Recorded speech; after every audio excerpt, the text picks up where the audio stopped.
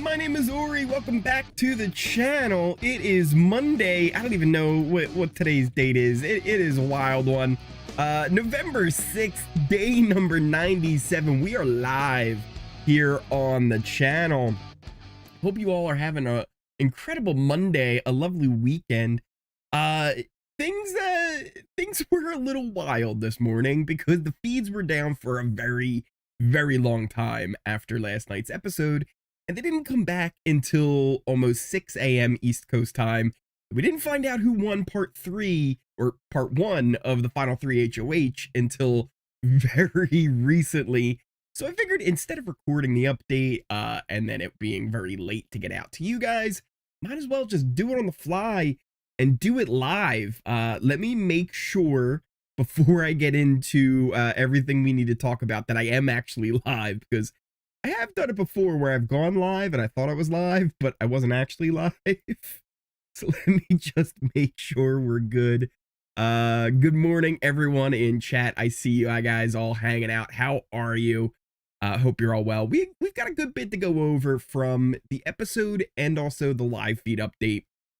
And then also I kind of want to chat with you guys. And I feel like today's update it was what I didn't expect to do a live update on. But I think there's a good case for this one because there's a few things I kind of want to discuss.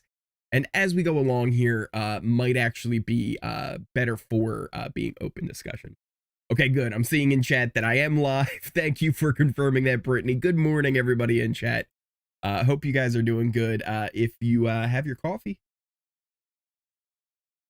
take a nice sip. Let's talk about, before we get into what happened on the episode and then what happened with the HoH, let's talk about what happened on the pre-show feeds from yesterday, because we didn't really cover those. Jag was continuing to kind of bounce back and forth between keeping Matt, getting rid of Matt, you know, this internal moral struggle that he had. Even at one point, like, he was with Bowie saying, like, all right, here's how I'm gonna do it. I'm gonna say, like, I love you, I hope you understand. Like, he was working out what his speech was going to be.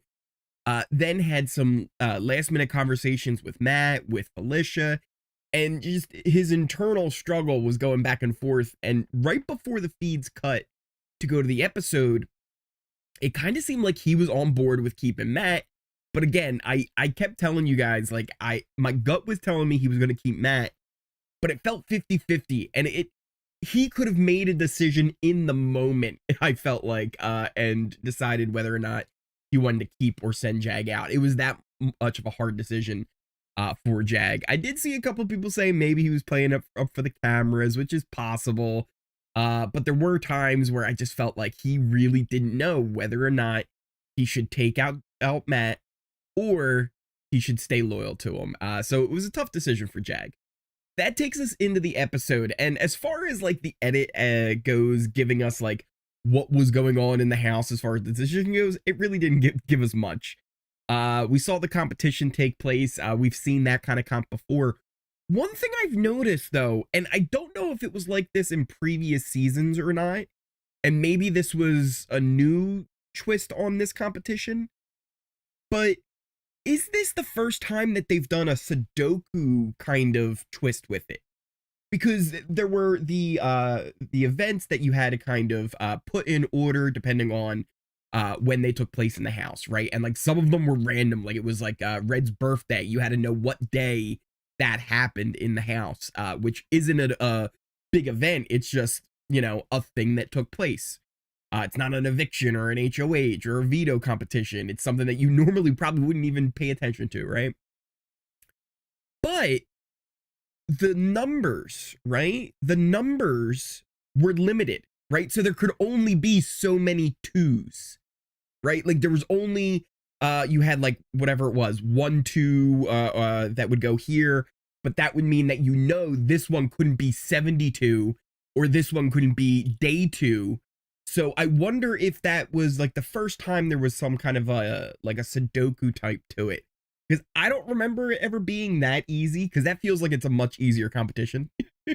That feels like a much easier competition than what it normally is. But Jag was able to win that veto, and we saw how that all took place on the episode. But they didn't really give us like his struggle, right, on whether or not to keep Matt or Jag, or excuse me, Matt or Felicia.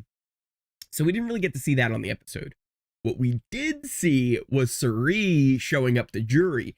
Everyone was shocked to see her. They were still very anti-Jag, but pro-Matt. Like, everyone seemed to be like, yeah, Jag did great. He won a lot of competitions, but we love Matt, right? Like, we want to see Matt win. They feel very indifferent to Bowie. It feels like they could care less about Bowie, which kind of brings up my next thing, and it's Taylor. Now, this is maybe something where chat, some of you guys might disagree with me on this one. Honestly, I'm not a Taylor hater, right? Like, I think she is a great winner for her season. I don't think that necessarily makes her a great winner, but I think she is someone who had a lot of personality. Like, I think she's a lot of fun to watch. I thought her story was amazing. There's plenty of other people they could have gotten that are better for this position. Tiffany, just right off the top of my head, Tiffany, like, easy. Like, Tiffany knows the game better than Taylor. And there's some things that Taylor was saying, one thing in particular that I went, come on, Taylor, like, go home, like, get off the Danielle's a great one right there. Like, thank you. That is perfect. Danielle Reyes, get her in there, right? Like, there's so many better options that you could do other than Taylor, right? I'm not trying to hate on her. I'm just saying there's better options, right? That said, most of what she said, I was like, fine, whatever, it's her opinion. One thing really kind of did bother me, and I think it was because it's just way off base, and I get what she was trying to do, but it doesn't make any sense, and it clearly shows that she's like barely paying attention to what's happening on the show, and doesn't really know what's happening. So she started talking about Bowie. And listen, I'm a card-carrying member of the Bowie Jane fan, but she tried to say that with Bowie, people would be looking at her game differently if she was a man. I gotta say it. Gender has nothing to do with how people see Bowie's game. It doesn't. She won 3 HoHs, and I was even yesterday saying, like, hey, that gives her a little bit of something to say in the final 2, right? Like, she has a case to the jury that, you know, she should be considered. But what did she do with those 3 HoHs? Nothing. She just did Matt and Jag's dirty work. Plus, if we're just really going to put it down to it, right? Like, she is the 3rd best player right now in the game. Jag did better in the competitions. Matt had a way better social game. So, what are we trying to say about Bowie? Are we trying to say she's better than Matt and Jag? Is that what you're trying to say? That Bowie deserves to win more than Matt and Jag, and people would say that Bowie deserves to win if she was a man? Like, come on, Taylor. Like, listen, we all can see Bowie's game. She did what she did. She just didn't do enough to impress anyone. And it's just like, as soon as she brought that up, I was like, come on, Taylor. Everything else, didn't care. But that was 100% trying to bait the audience that she tries to rally up. And I don't know. It just seems to me it was way off base. Maybe you guys disagree, but I don't think gender has anything to do with how Bowie's game is seen. I think, personally, she's done stuff, but she hasn't done enough. And when you look at the other people that are in the house still, Jag's a better competitor, and Matt had a way better social game.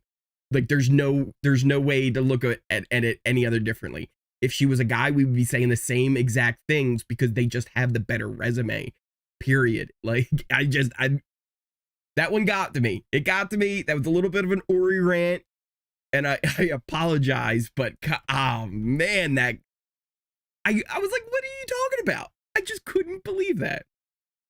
Now, I do want to kind of hit up chat here just to see your thoughts, because maybe I'm off base. It was for the ET plug, 100%. Christmas Italian, which Christmas in Italian. I love the name, by the way.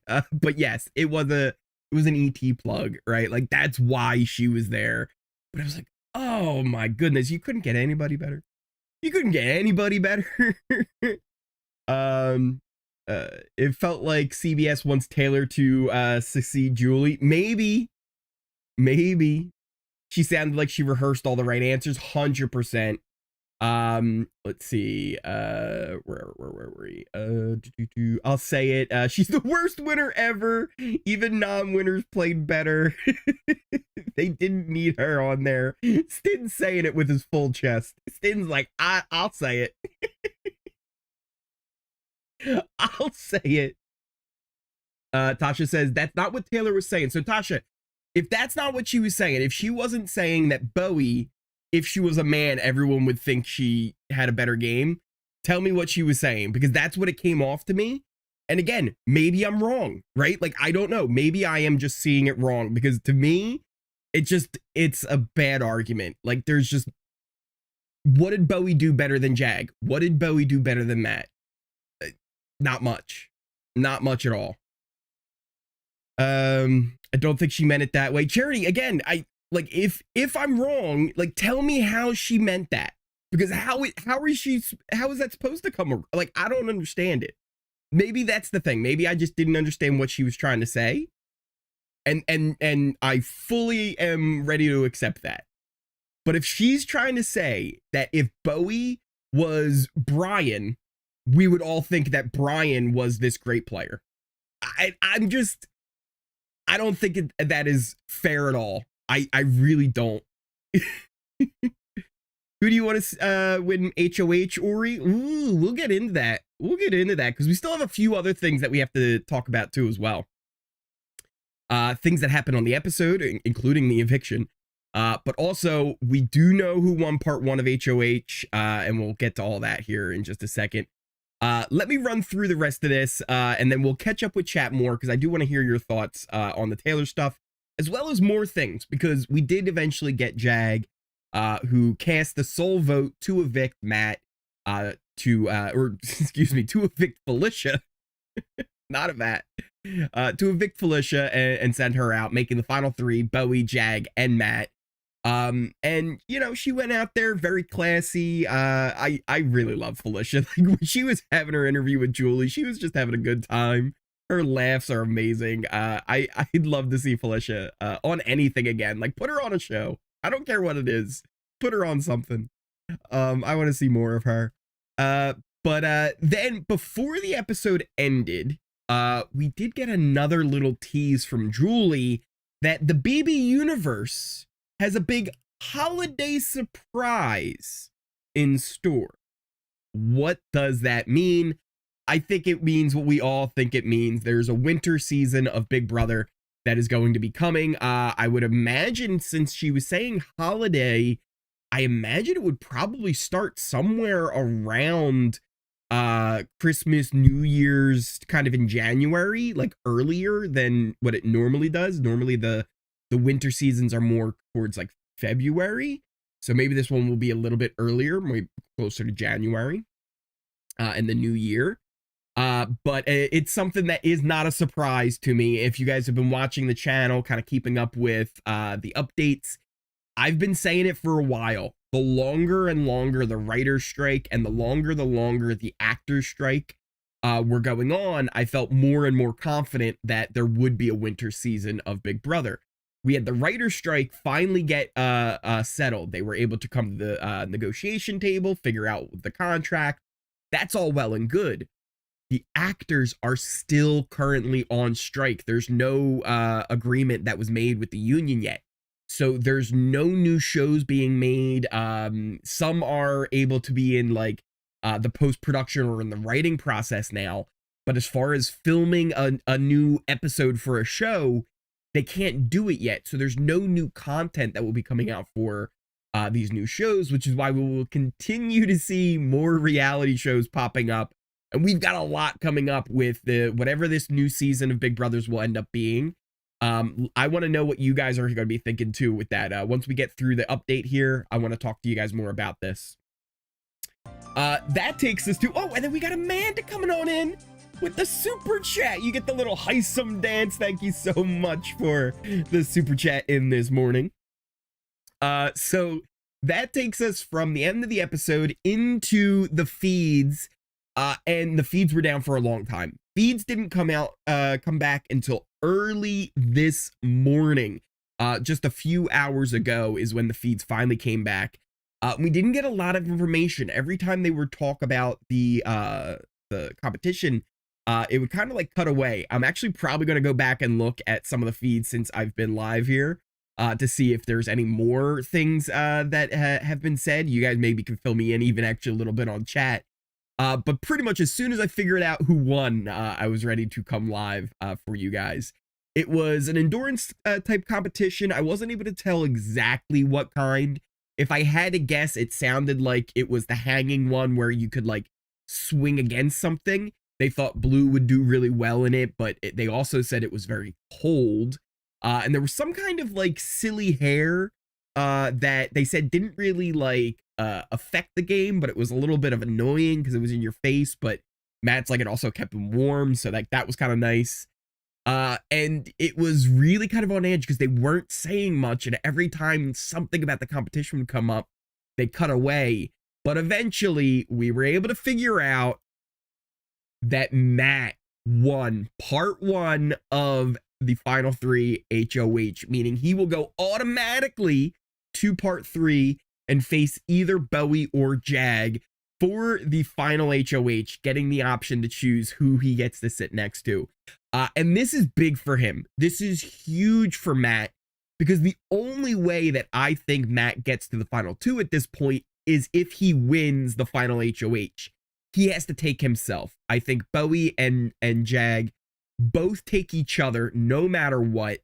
And yeah, I see it already. People in the comments saying Jag's $750,000 mistake. And you might be right. Jag is already kind of regretting it. Bowie's already regretting it as well. But they're also like in good spirits about it. They're like, because listen, if we had sent him out, we would have felt bad that we sent him out, right? So like, it is what it is. He won, and we just gotta roll with the punches now, right? We gotta beat him in whatever it is. And Bowie and Jag were kind of talking about like whatever that final 3 thing is. Like Bowie's like, I think I could beat him at a mental thing, but I don't think I could beat him at a physical thing. So yeah, it is really something that Matt was able to pull off the first part of this final 3 HoH. Huge for him. Part 2 will probably take place tomorrow. I would imagine they need at least like a day or so to kind of break down whatever this comp was, set up the new one. It might take place then. Hey, we got another super chat coming in. We got another one coming on in. It's Roman. Thank you so much for that super chat. You get the little Hisam dance going. We get the little Hisam dance going this Monday morning. So part 2, I would imagine it could take place later today. It is a possibility. But I would imagine it would take place tomorrow at some point on the feeds. So hopefully we'll find out about that fairly soon on who won part 2 of the HoH. And then those two will then compete on finale night on Thursday. And we'll find out who will be the winner of Big Brother when all that goes down. Tuesday, we'll have the memory lane kind of dinner where they look at clips from the show and kind of go over things that have been happening on the season, kind of the big moments, and then we'll see the start of the final 3 HoH, kind of like them getting ready to do it. But yeah, that'll be kind of interesting to see. That Tuesday episode's always a little bit like a snore fest, if I'm being honest. And then it's all going to be about that Thursday finale on what's going to happen. But that kind of takes care of what we were talking about on the feeds. We can kind of just talk more about what's going on just with you guys in general, and have a good little chat. Oh, look at this, Tommy coming on in, becoming an official member of the Ory-Os. Tommy, thank you so much for joining the channel. I really do appreciate it. If you guys are interested in supporting the channel, I greatly appreciate all the love and support you do give me here, guys. You can join and become a member. You get a badge in chat. You get a kind of a cool little thing where your name's a different color. You get emotes to use in there as well. But also, you could do super chats. You could support the Ori Fund. There's tons of different ways you could do it. But honestly, the easiest thing, if you want to be able to support me here on the channel, hit that subscribe button. If you like this video, if you like this stream, hit that like button and put comments on the videos. Those are the easiest ways to support me here on this channel. But there's tons of other ways if you want to do that as well. Also, tons of links in the description, all of my different socials and things like that you can follow. The Discord, which has been a lot of fun. Honestly, the Discord growing has been one of the coolest things because it's really becoming a community over there where we don't just talk about Big Brother. We're talking about all kinds of different things, sports, other shows, our house pets, showing off our animals. So it's been really cool over there. So yeah, just what are you guys thinking? What do we want to talk about first? Do we want to, you know what we can do? Because I did make the little graphic, I updated it. Let's look at the jury chart. This is kind of how I see things playing out now that we have it down to really just 3 scenarios that could take place. There's really just 3. You've got Jag and Bowie. That is one case that the final 2 could be. And before Matt won part 1, I honestly would have said Jag and Bowie is the most likely final 2, since if either one of them wins, they're taking each other. Then you also have Matt versus Jag and Matt versus Bowie. I don't know 100% who Matt would take. Matt might just take Jag. He might take Bowie. I don't know. Either way, I don't think it matters much. I think Matt wins that one unanimously. I also think Jag beats Bowie unanimously. So I think we're really looking at, will Matt win or will Jag win Big Brother 25? Personally, that's how I see it. That said, maybe, maybe you get Cory, America, Cirie, Felicia. Maybe the 4 of them are just so bitter at Jag, they vote Bowie. I don't see it. I don't see it happening, but maybe. Cameron also really liked Bowie. He thinks that Jag played the better game, but Cameron really liked Bowie. Maybe he flips over to Bowie. I think the most fun scenario would have been if Felicia had stayed around, because I think Felicia and Bowie, that final 2 was the best scenario that we could have seen play out. Honestly, I don't know who would have won. I really don't know if it was Bowie and Felicia in the final 2. I honestly don't know who would have won. But if it was Felicia and Jag, I think there was also a conversation to be had there where all it takes is 4 votes and you win, right? Like with the 7-person jury, it made it a lot more interesting when we were going over the jury scenarios in yesterday's update. There were a lot of different ways it could go. But let me see what you guys are saying here in the chat.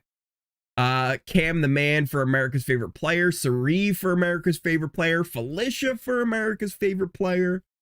Matt, Cam, Cirie will win America's favorite player. I'm voting for Cam. I miss him. He was very entertaining. Macy, I think I'm with you. I think those are the 3 top contenders for it. I think Cirie, Matt, and Cam. I think Cory and America, they have a shot, right? Like they could pull it off, but I think they're going to split the vote, right? Like I think some people will vote for America, some people will vote for Cory, and that's going to end up hurting them in the long run. I think Jag could be like another contender for it, but I think he's kind of on the outside of it. Felicia even maybe could be a contender. But I think the 3 real ones, the ones that like actually think I have a shot, Matt, Cam, and Cirie. I think those are the 3 to look out for. How about them Chiefs? Yeah, they did pretty good over there in Germany, Robin. Oof. How about them Cowboys? Listen, I got a little sweaty there at the end, but Josh Sweat came up big. That was a game yesterday. Let's see here.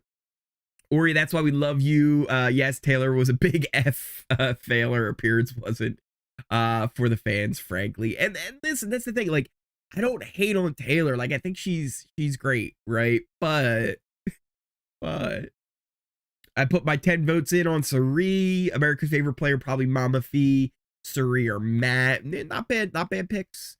Why are you so certain that Jag takes Bowie Jane? So I'm not. Honestly, I'm not certain about that. He very well might take Matt. But I think Jag knows he doesn't beat Matt, right? Like, I think Jag knows if he wants to win this game, he has to take Bowie. I think he just knows that, right? I don't think he wants to have to cut Matt, right? Like, if he, and that's the struggle he was trying to figure out. It's like, do I just cut Matt now, or do I wait? Do I give him that chance to at least play in it? He would feel a little bit better if he actually just beat Matt than if he cut Matt here without actually beating him or something like that. It's weird, but I think it's almost a guarantee that Jag will cut Matt if he gets the chance to at Final 2. If he takes Matt, oh, that's a bad decision. That's a bad decision if he takes Matt. I put in 60 votes for Cameron. Ooh, good for you, Ladybug. Cameron was definitely a beast. Cameron's not winning. I don't know if he's definitely going to win it, but I think he has a chance. You don't know Cam's fan base then. Ooh, we got a new super chat coming on in from Beth. You get a little Hisam dance here on this Monday morning. I appreciate it. Thank you so much. Yeah, I think it's gonna be tough with Cam to beat Cirie, but he's got a fan base. Like, there are a lot of people that like Cameron. Team Matt to be the winner and Mama's Fee for America's favorite player. Let's see. Cirie is full of excuses. Try out a new poll. We were doing the polls the other day, and Cameron was the one winning them. In here, Cameron was the one who won more of the polls more often than not. Let's see. Felicia and Cirie already got get extra money for being Final 5. And if Cameron had survived the last week, he would have been Final 2. So I want this for him. I'm a senior too, but I didn't use it as an excuse. That was a thing, right? Where I really don't like that people are discrediting Jag's accomplishments for who he was playing against. He has no control over that. He has no control over what the competitions are. Do I agree that, yeah, you know, it was a little bit stacked in his favor, just how it all turned out? Sure. But if Hisam, Reilly, even Red was good at competitions. If they had stayed, maybe things would be different and Jag wouldn't be running through everything right now, right? So there's lots of different factors on why people win the competitions they win, people throwing competitions, all different kinds of stuff. But at the end of the day, Jag holds records, and that makes some people salty. That's okay. But also, one thing that I think I might not get across too well sometimes is just because Jag holds the record now doesn't necessarily mean he's a better player than, say, Janelle or Michael. And I think some people like to link those two things together. For example, if there's anyone here who is old enough to have seen MJ play, you guys know, no matter what any stats say, it doesn't matter. MJ, LeBron, there's no debate. It's MJ, because you got to look at what they did in the moment. That's what matters, right? Because you can't look at people in different generations and different time periods, and with Big Brother, even different seasons. It's why it's really hard to be like, oh yeah, if you took this player and put them in another season, they're gonna win. It's like, maybe, right? Even here's the thing, I think if you took Dan, a fresh Dan that nobody knew, and you just put him into a season, I think 7 times out of 10, he's probably going to win it, right? He's that good. But there's no guarantee. He was almost voted out week 1 of his first season. So there's no like, oh, this person's the best now because they're a record holder. Like, no, like that's not what it means. It just means that he accomplished something. Like people get kind of, it seems like a little bit fuzzy with that, where it's like one means the other, but it doesn't, right? You got to just look at things like in the moment. Let's see here. I think I fell behind way on chat, so let's just scroll down to the end. I went on a little Ori rant there. So happy Matt won. I wonder if Cliff would play again. Maybe. Jag took the shot the first chance he got and betrayed those in jury. He did betray a lot of people in jury. The way I see it, everyone knows what they should expect. Not Jag's fault that he came in shape. And everyone calls else came built like Eric Cartman.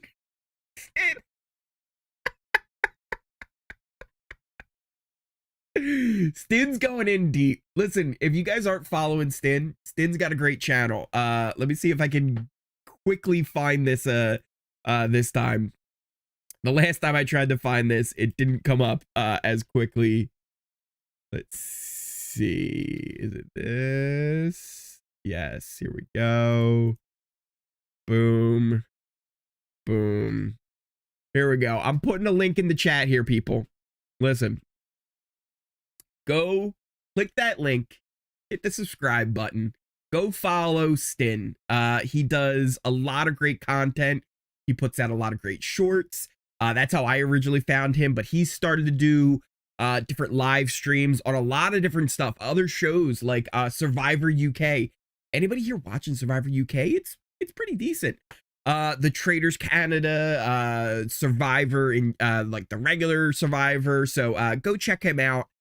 Stin's awesome. Stin is fantastic. He deserves a lot of love. So go hit that subscribe button for Stin. I'm gonna put the link in there one more time. One more time here. Go follow Stin. He's awesome. Ori, would you cover the UK? I like it. And here's why I like the UK version. It's very similar to the Australian version of Survivor. And the editing is very similar. The competitions are similar. The twists even are similar that they're doing. Even the immunity titles, the hidden immunity titles they have look like the Australian Survivor style. I like it a lot. It's a little slow at first, right? It's the first season. They're getting their legs. But it's been good overall. I like it. One thing that's kind of weird though, and this is all like UK versions of shows, all British shows, even like Traitors UK did it a little bit, but Traitors in general did this. The host will like narrate it like he's David Attenborough. He's like, and here we have the castaways on the beach. They look like they're up to no good. Let's check in and see what they're up to.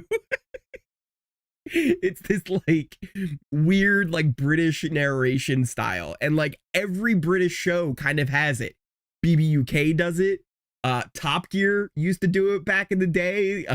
Like every British show has this like David Attenborough impersonation of like, let's look in on the castaways as they're trying to cook a fish.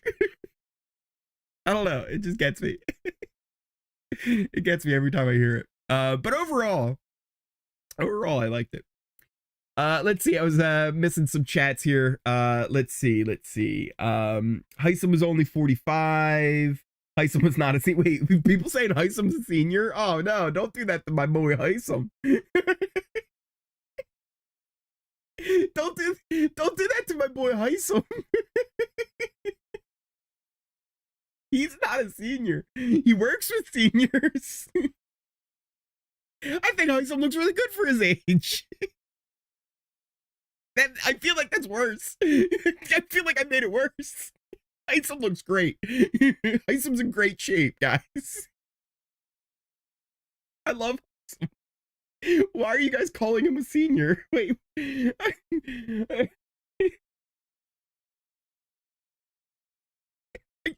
really hope Hisam never sees this one day because I would feel really bad.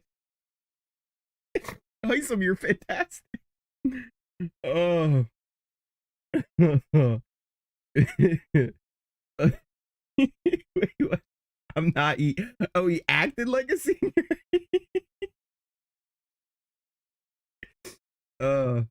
Why do they keep playing the senior card? If it was a concern, then you should not. And that's the thing too, right? Like I don't want them to stop casting people with age diversity, right? Like I want to see, you know, older people on Big Brother, people who are more in their 40s, their 50s, their 60s. I don't want to just see the 20-year-olds. And honestly, I think the perfect age range for Big Brother players is around 30 to 40, right? I think the younger players are just like too like, yeah. And like they don't like, they want to play nice, and they do like the big group alliance and things, right? Whereas I feel like the older players, right? Like if you're from like your 30s to, you know, your 50s, you're more cutthroat. You're like, you don't got time for this BS anymore, right? You're more ready to like, you know, just make the moves you got to do because like, you're like, I don't care about anybody. Oh, I made a friend in here. Whoopee. Like I got a family back at home, right? Like, so I feel like that's actually kind of the better range. It's where you want more of your players to be than like the 21, 22-year-olds fresh out of college, still in college. Sometimes they can be great, sure, and I don't want to get rid of them either. But I feel like more of the older people usually end up being a lot more fun as far as players go. Golden BB, I'm down for Golden BB. I 100% would be down for it. But Grace has got a good point. Who can nap longer? I think you would need to make sure like there's nap times added to Golden Big Brother. You gotta really lax on that 10 to 10 rule that they got. You really gotta give them at least like one little bit of a siesta at some point. Let's see.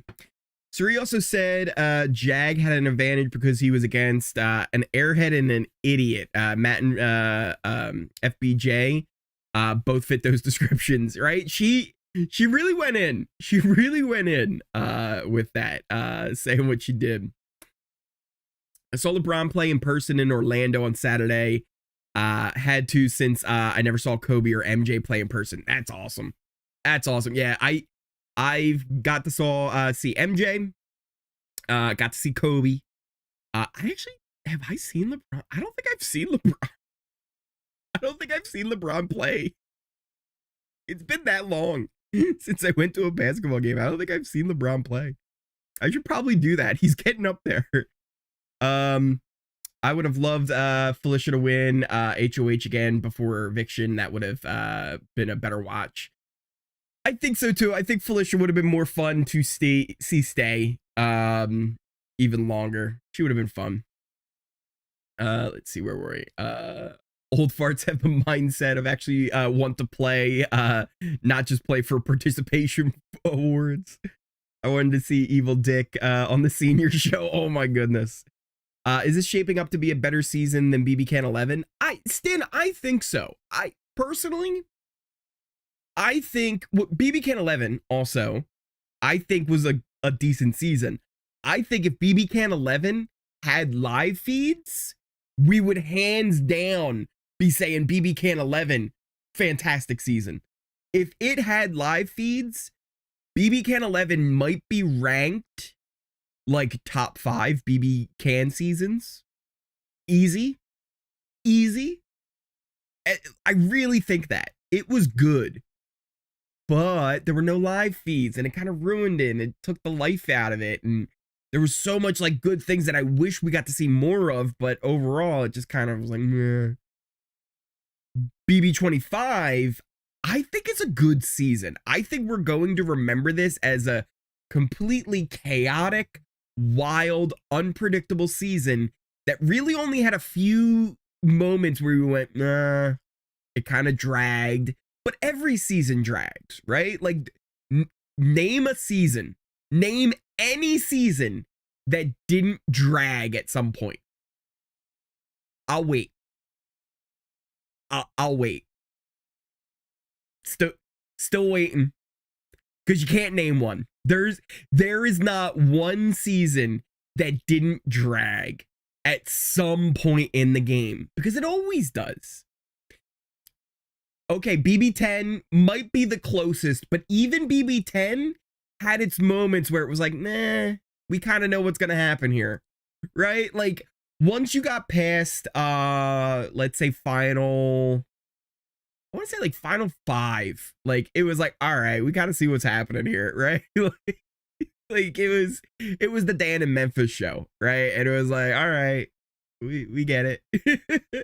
But overall, there's always like at least some points in the season where it goes, we kind of know what's happening. BB23, I fully disagree. Because once we got to the final 6 and Tiffany didn't turn on the cookout, I knew it was over. It was over and Xavier was going to win. Tiffany, if she wanted to have a chance to win BB23, she should have turned on the cookout. And the moment she didn't do that, it was like, all right, well, Xavier won. Cool, I guess, right? And it dragged. It dragged way after, like right after. Once it got to the final 6, the show was kind of like, all right. We get to see them go after each other. But guess how we got to see them go after each other? We didn't get weeks of it taking place. We got a double eviction. Or was it? It was a triple eviction, wasn't it? Like, they wiped out the cookout in like 1 or 2 episodes. Tell me how that's not dragging and being boring. Like, every season has issues. Every single one. There's not one perfect season. The closest one is BB10. BB10 is the closest you can get to a perfect season. It was from start to finish the closest one. Other than that, every single season has these moments where it kind of drags. We did have kind of 2 moments in BB25, which does bring it down overall. But I think, yeah, I think it's a good season. I think overall we're going to remember this season fondly as like, yeah, it was a wild ride. Like, it was a wild one. Yeah, Chrissy, 100%. The pre-jury of this season might have been the best pre-jury of any season. It might have been the best first half of a Big Brother season we've ever had. I'll say that with my full chest. The pre-jury was wild. Let's bring up the cast list real quick again. We'll get rid of the jury chart. Week 1, we all know what happened week 1. There was a lot of crazy stuff, but even just without the like bad stuff that happened, week 1 was awesome. Do you guys remember how great week 1 was? Where there was no HoH, so everybody was talking with each other and like the paranoia was crazy. People were gaming all over the place. It was wild. You can't tell me that week 1 wasn't awesome. And I want to see that like no HoH to start the season thing again. I think that really opened up the game and like took away this bottleneck that always forms of whoever wins the HoH, everyone has to go talk game to them, and it really kind of slows the game down in week 1. So it was so great. And then you just keep going each week. Reilly getting evicted, that whole week was wild, even to the point where we thought maybe Cameron was gonna go. The Hisam eviction, the Red eviction, the Izzy week. The Izzy week might have been one of the greatest weeks of Big Brother we've ever seen. That was so fun. Then you get to the double with Jared and Cameron and the zombie week, and that did slow things down. 100%.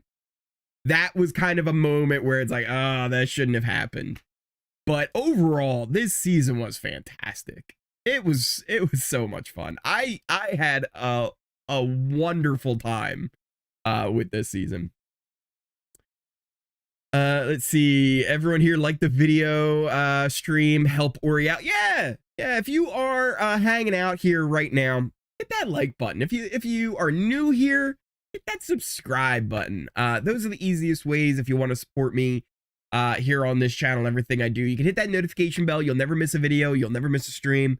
As we're going over who won part 1 of HoH, it was Matt, and we're just kind of discussing what's been happening this week and what's going to continue to happen this week. I didn't expect to go live for this update. It just kind of happened because the feeds were down for so long until we finally found out who won. Ugh, your Eagles beat my boys. Oh man. Esmar. I might be pronouncing that wrong. Maybe it's pronounced differently, but or maybe just like Mar. I'm not sure. But yeah, that game. Listen, I was getting nervous. I'm not gonna lie. I was getting nervous. It was a hell of a game. But yeah, we Eagles came out on top. Woo. Sweat coming up big. Reilly played too hard, too fast, 100%. Ory, are we getting a winner/legend season? So, signature stamps. That is a good question. And here is, do you guys want to know the rumor? Do you want to hear the rumor that I've heard? Because I've heard some things. This is what I've heard. All winners, but not BB winners. Yes, there will be BB winners, but all reality winners, Big Brother winners, Survivor winners, the Challenge winners, Amazing Race winners, winners from all different shows. I would imagine if they can't get enough winners for a season, they would do like legends, like reality legends, like people who just did really well on Survivor, people who did really well on the Challenge. But there's plenty of people who have won those shows that I think they can get to come on. I think there's plenty of people to fill that one out. And that I think would be a fun season. I think that would actually be better than if it was just Big Brother winners or legends. Because when you add in those other reality shows, it creates this like, oh, hey, this is a little interesting here. It kind of lessens pre-gaming a little bit, but you're still going to have like the Amazing Race people will work together. The Survivor people will work together. The Big Brother people will work together. But that also creates those conflicts already. Whereas if you just have all Big Brother people, it's just like, oh, what are the pre-gamed alliances gonna look like? Whereas if you're forced to play with the Big Brother people, it kind of changes things. You might not like who you're playing with the Big Brother people. There might be somebody you want to vote out who's a Big Brother person, but you kind of got to work with them because that's just the nature of how this game's gonna work this season. So I think that one could be a lot of fun. Cirie in the winter season, she won the Traitors. Morrow, you figured it out. That's how they get her on. Imagine mixed with celebrities, and that would be a thing too, right? Why not? Right? Why not throw on a couple celebrities, right? Why not? Let's see. Hoping for a first boot season. First boot would be a lot of fun. Rupert on Big Brother would be fun. That would be amazing. Be glued to the feeds. It would be good. It would be really good. Boston Rob. Let's see, where else are we at? So Jag must have thought he would beat Matt, the Olympian, in the first part of HoH. Yeah, Smoky Mountain, it was probably a bad call. If we're being honest, it was probably not the right decision. Let's see where we're at. I'd love to see that Amazing Race married couple who won a couple of years ago. There's a few people from Amazing Race who would be kind of fun on there. You know, it'd be kind of cool on Amazing Race. They won a season of it. And if they did an all-winner season of Big Brother, they would technically be allowed on it because they won the Amazing Race. Oh, they were really cool. I wonder if they'd be good at Big Brother. You know, Derek and Claire. I don't think they probably wouldn't be good at Big Brother though, would they? I don't think Derek and Claire would be good at Big Brother. No, right? We don't want them on. we don't want Derek and Claire on. Also, I think I just missed a sub or something. Thank you so much for joining the channel, subscribing. I really appreciate it. We'll give you a little Hisam dance. We got a secret alliance now too. Shh, don't tell anybody. Don't tell anybody. But yeah, I don't know. You know, I don't know. I don't think Derek and Claire, they wouldn't want to do Big Brother. You don't think, right?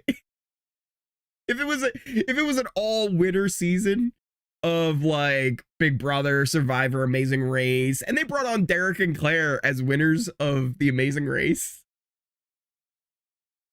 that would be amazing. I would kind of love it. I would kind of love it if they were like, guess what? That would be fun. First BB season I watched was the Brigade season. Ooh, that's a good season. That's a good season as your first one. That's not bad.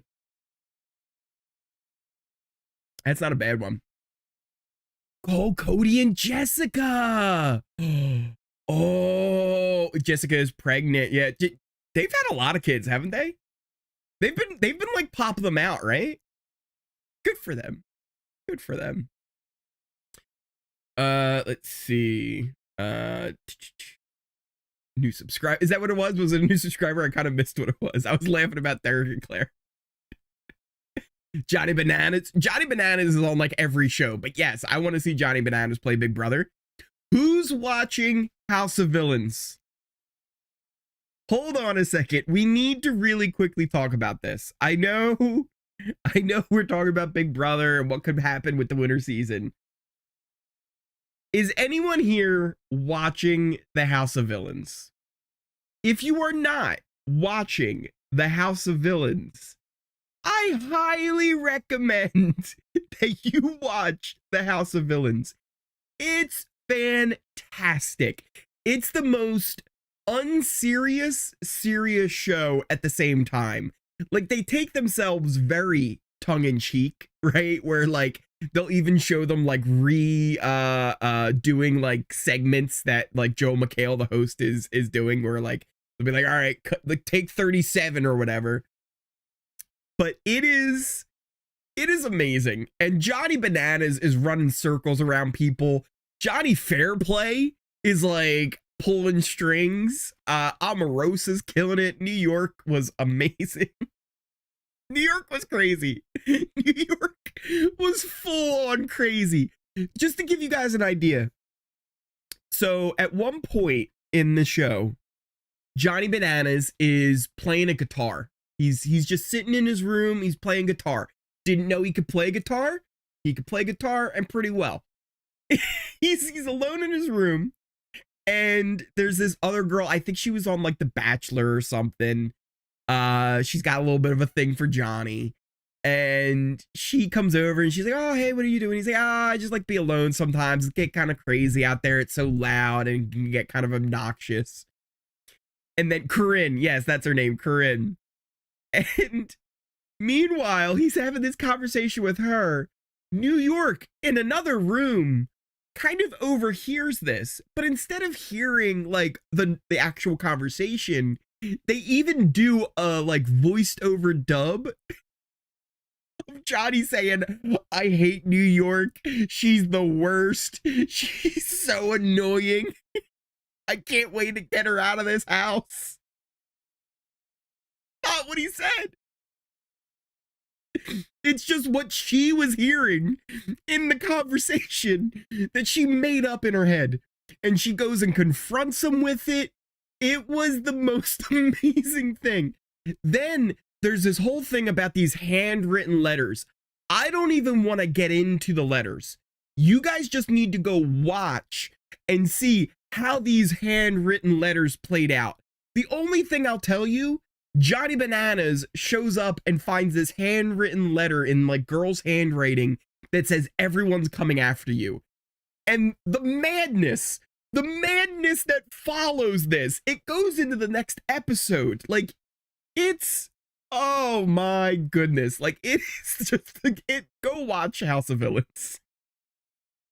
You're gonna have fun. You're gonna have a lot of fun with it. Bozo did the dub, not a guy. Yeah, the dub over voice of like Johnny Bananas. It was so amazing. Oh, so amazing. Corinne screaming, "Who wrote it?" Simply Nikki. It totally gave Jersey Shore vibes. 100% gave Jersey Shore vibes. Who wrote it? Oh, it was so good. Go watch House of Villain. It's amazing. It's fantastic. Let's see.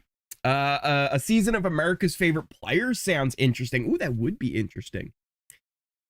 Taylor was saying Bowie has a right, just as the guys were. I am not a Bowie fan, but is today Bash on Taylor Day? Yeah, today's Bash on Taylor Day. So that's not the way I took it from Taylor. The way I took what she was saying was, if Bowie was a guy, we would be viewing her game differently and we would think she's better than she is. And I just don't see that. I don't. I also agreed, like, hey, she has a case. She should be considered. She won 3 HoHs, but what did she do with those HoHs? Matt and Jag's dirty work. And I even kind of talked about it on yesterday's feeds where maybe that was the best decision for her. It got her to where she is now. But is it a winning decision? I don't know. Also, if she does that, does she even have a chance to win? I don't know either. But what I do know is, at the end of the day, by her making those decisions, they were not respected by the jury. And I don't care if it's Bowie or Brian. If somebody else played the game knowing that 2 targets like that, while they were their allies, they were going to beat them no matter what, that feels like that's not something that the jury's going to respect and going to offer someone the win over other people that did better. Like, what did she do better than Jag? Did she win more competitions? No. Did she have a better social game than Matt? No. So why are we talking about Bowie needs to be more respected when she is what she is? Like, and to me, like, as soon as Taylor brought in, like, oh yeah, like if Bowie was a different, it has nothing to do with it at all. And honestly, from Taylor, it kind of feels disrespectful to a lot of the fan base. Honestly, it felt like, how dare you guys look down on Bowie just because she's a woman? And it's like, that's not what's happening. Like, no one is doing that. And I don't know. To me, maybe I didn't understand what she was trying to say. Maybe she was trying to say something different. But to me, that's what it sounded like. It sounded like she was trying to say, if Bowie was Brian, we'd think she was great. And I just don't agree with that at all. I really don't. Bowie Jane was a follower, not a leader, right? Like, that's kind of the thing. She kind of just went along with what Matt and Jag wanted. It got her to where she is. Like, you can't argue with the result. She's in the final 3, and she has a good chance of making it to the final 2. But does she beat any of them? No. And that's a big part of Big Brother is you got to get to the final 2 with someone you're going to beat. You can't just go with anybody. You can't just get dragged to the end. If you know who Bowie Jane is? At this point, Bowie Jane's Derek F, right? Listen, are we going to say Derek F is great and deserves to? If Derek F was a woman, people would respect his game more. Like, no. Like, what are we doing? It's got nothing to do with it. Yeah. Simply Nikki, I saw that too. I saw that comment about Blue too, and I'm gonna be honest, didn't like it either. Didn't like it either. it felt like she was taking a shot at Blue for no reason, just because she didn't like Blue. That, to me, that's what it felt like. I'm gonna put it out there with my whole chest. I wasn't gonna ever bring it up, but I saw that, and you know what? I felt like that was like an attack on Blue for no reason. Maybe that's just me, but it felt like an attack on Blue for no reason from Taylor. And that wasn't on the show or anything. That was like it was like a Twitter thing from a panel she did. But yeah, I didn't like that. I was like, She was playing for, exactly, Mark. She was playing for second. And if she was Brian, she still would have been playing for second, right? It doesn't matter. Like her game is what her game is.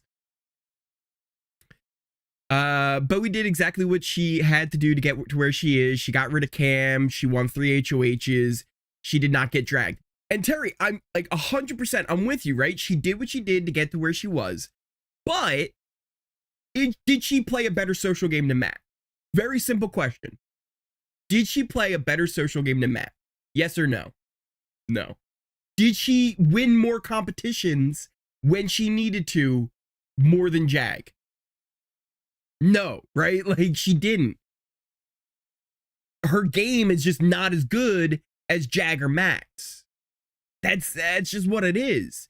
Yeah, she wasn't nominated, but why wasn't she nominated?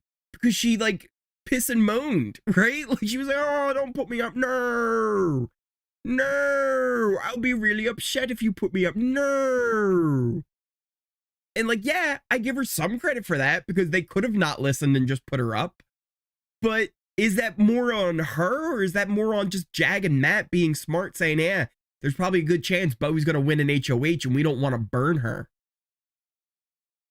Like, I don't know, right? I think there's no like, oh, if Bowie was a guy, we would think she was better than Matt or Jag. And that's, to me, what Taylor was trying to say.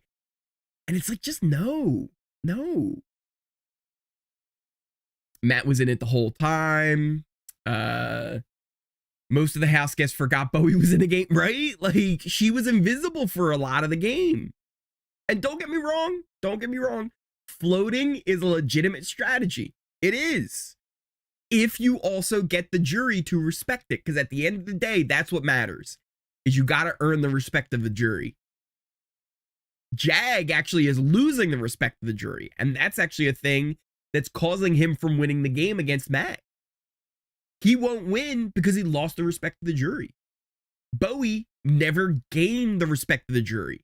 Bowie, they needed her to make a big move, and she had the chances to make big moves. Bowie really could have worked out a scenario where Final Four was her, Cirie, Felicia, Matt, or Jag. And you're telling me that's not a better scenario for Bowie? I think it is. I think she beats all of them. She would still have to play with Matt and Jag, but she could still be like, yeah, like, it's still the two of us. We had to get rid of that guy, though. There's things she could have done to gain the respect of the jury. And that's the other part of the game, too, is, oh, like, I want them to be respected for their moves just because I like them. Well, that's not how the game works. You got to do something. You know what I mean? It's like, just because I like, some player on the Eagles, let's say. It's like, oh, I want him to do well. Well, if he doesn't perform and he doesn't do well, it doesn't matter how much I like him. Actually, here's a perfect example. There's a guy on the Eagles. His name is Sidney Brown. He's a rookie this year. His story is incredible. There's like a mini documentary on YouTube. I highly recommend you go watch it. Even if you're not a football fan, the story of him and his brother and how they got into football, they're Canadian. They had a single mom who was sick with cancer and stuff like that. And they ended up getting to college on scholarships and making it to the pros. And like, his story is amazing. I love this guy as a person. He needs to cover better. Like, he needs to step his game up. Listen, he's lacking in his ability. And Just because I like Sydney Brown doesn't mean he's great. Just because I like him, he still needs to perform and do better. And that's the same thing with Bowie. It's like, just because you might like her, just because she did a couple of things that are good, doesn't mean she's performed and done what she needed to do. She could have done better. She could have made better moves. It's just the thing. It just is. Taylor didn't say anything wrong. I don't think it's wrong. I just don't agree that if Bowie was Brian, Bowie would be seen as this great player. I just don't agree with that at all. At all. It's got nothing to do with it. Nothing at all. Bowie was a female Cody. I don't think that either. Not even close. Like Cody Calafieri, guy who won BB22, BB16's Cody. That is not Bowie. That is not Bowie at all. At all. Like no, that's not Bowie. Like, that's just, I don't even know what else to say. That's not Bowie. Matt was just as bad, not worse than Bowie. I hate that y'all big Matt up just because the house loves an athletic white male. Here's the thing though. The house loves him, period. If the house loves him, he's doing a better job. If Bowie was loved by the house, she would be doing a better job. Like that is the game. Like we're big upping Matt because everyone loves Matt, and that's Big Brother. Make everyone love you, and Matt has that as his social game. It's just as simple as that. It's just as simple as that. Yeah, don't insult Cody.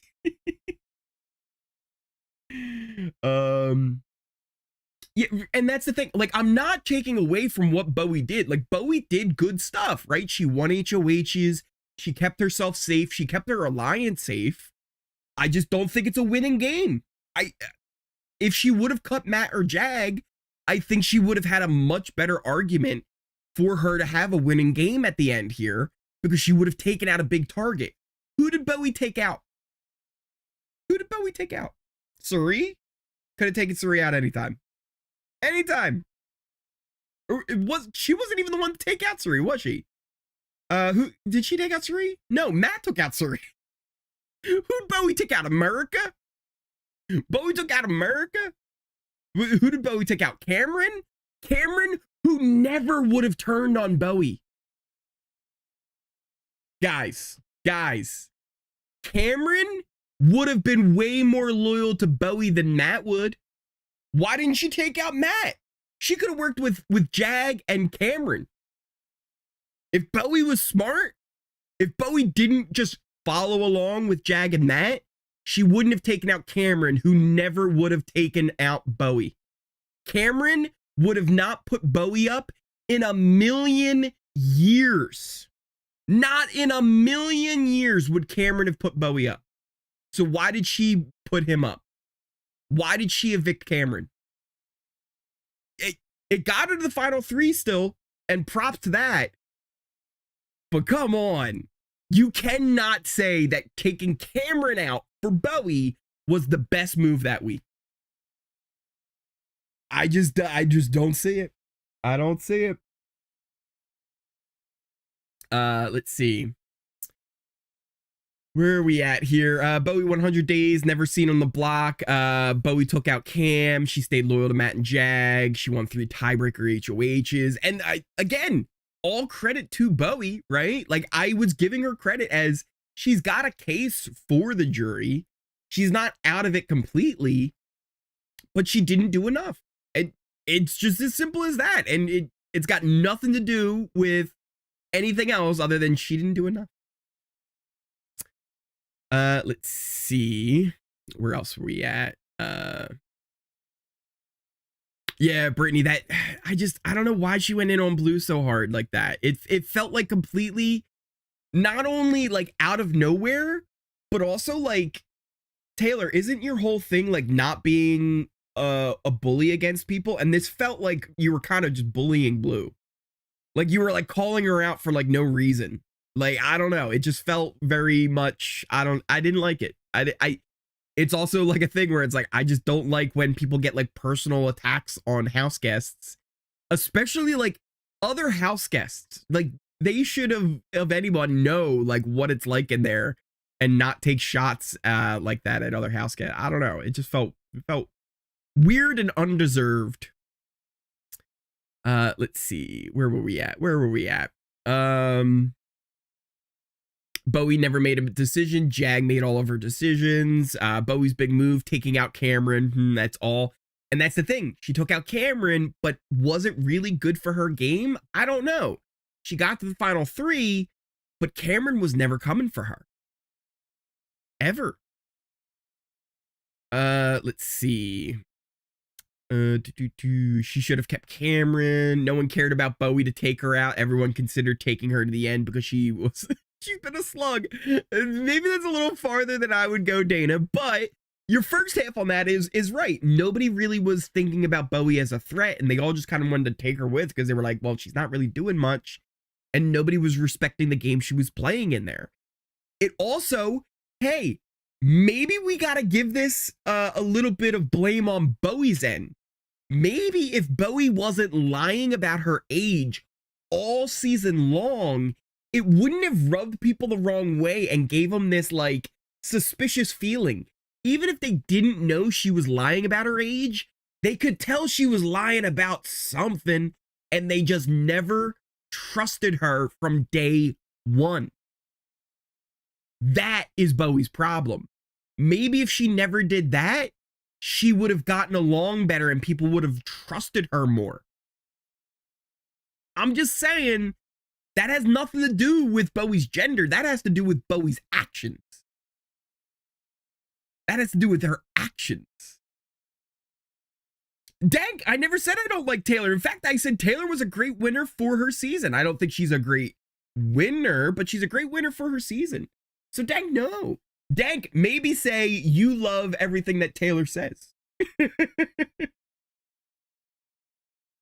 Gender has influence on the fact that statistically, there are way more male winners than women. So that is true. There are way more male women winners than women. But like there's different reasons for that, right? Like sometimes, for example, we were talking about the competition stuff. I'm still not 100% sure what the problem is with the competitions. Why are more men winning competitions? Is it just strictly the competitions need to be changed up? Or is there a problem with veto picks, right? Like, I really want to deep dive in the numbers because, like, what if we found out that, oh, it just so happens that when we pick players for vetoes, 85% of the times it ends up being a male. That would explain a lot. That would go, oh, you know what? Yeah, women just don't have the same chance because randomly it's happening that more men are getting picked for the competitions. For example, Cirie never picked for a competition to play in veto. Cameron played in almost every one, right? So like that can throw off statistics a lot. I will say though, yes, there was a very long time where if you had a guy and a girl in the final 2, it seemed like the guy was always going to win. We didn't see that last season. Taylor beat Monty. But yeah, you know, it's stats are stats, but it's also, again, kind of going back to what I was talking about earlier. You can't compare season to season very easily. Every season is its own bubble. And things that played out that season, sometimes it just was a roll of the dice.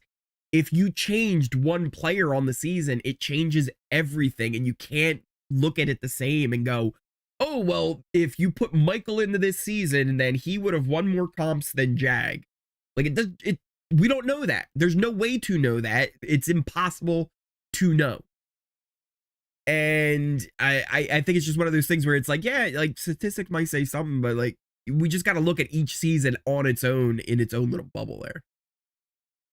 No, Tim, no, no, Tim, no, no. In fact, Tim, I would even say there's a case, and I truly believe this. Listen, as a man, I know we're idiots.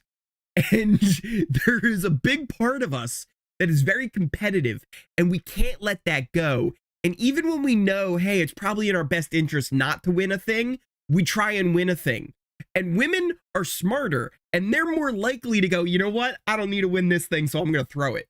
So I'm just saying that could be going into the statistics too, that men are idiots and don't know to throw the competitions more than they should. I'm just saying there's lots of variables to the whole competition scenario. And I'd love to do a real deep dive on to what happens with the competitions. Why are we focusing on comps in a social game? So, and Rochelle, that's a point too, right? Is like, at the end of the day, it's also partly a social game. And that's why I think Matt's game way better than Bowie's game, because he has much more of a social game than everybody else. And that's got nothing to do with who he is, right? That's just how he's played, and he made better connections with everybody in the house than Bowie did. Bowie decided to lie about her age from day one, and that instantly hurt her social game because she couldn't connect with the people because it was all built on a lie. And that's a problem. Let's see. I think it's what jury goes by. Is it social? Is it comps? I think it depends on how the jury votes. 100%, Stephanie. And that's why each season you can't compare them, because just like each season's unique, each jury is unique. Some juries are going to be bitter. Some juries are going to look at it like, hey, I want somebody to represent my season as the best player. Some are just going to vote for who their friends are. Some are going to vote for who had the best social game. It is a mix of all different types of scenarios, and there's not just like one like answer. It's also why like I hate game bots. Like, listen, I get it. There may be like certain things that like you generally want to do, right? Like but there's no playbook. You can't go into Big Brother and be like, I'm going to form a 6-person alliance. I'm going to find 2 people. We're going to be the core of this 6-person alliance, and then we're all going to get along, and then we're going to pick off each person individually. It doesn't work like that. You can't go in there with a plan, because as soon as you go in there with a plan, you're going to get punched in the mouth, and you're going to figure out real quickly, like, oh, like nobody likes me, and now I'm at the bottom. Like, what am I going to do? Like, you never know what's going to happen each season. And it's also why, like, it's hard to compare different seasons and different players who weren't on the same season, because it's a completely different atmosphere. There's different twists. There's different chance and luck that takes place in a season, and it just makes it completely hard to compare them. Just like I was saying earlier with Dan, I think, is good enough that you put him in a season, he's going to win like 7 out of 10 of them, right? But even his first season, he was almost voted out week 1. Like, week 1, we could have lost Dan. One of the greatest players to ever play the game, some even say the greatest, almost was voted out week 1.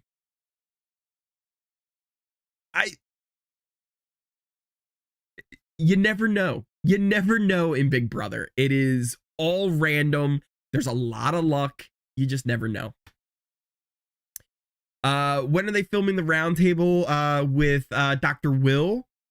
Maybe not today, but like tomorrow maybe. They should be able to film it now as soon as Felicia shows up. As soon as Felicia shows up, that's when they'll film it. Don't know when that will be, if that'll be today, like tonight maybe, because she's probably going to stay the night over at a hotel, right? In the morning she probably has like interviews and stuff like that, and then they might bring her to the jury house tonight, and then that's when they might do it. Let's see where we at. Tim.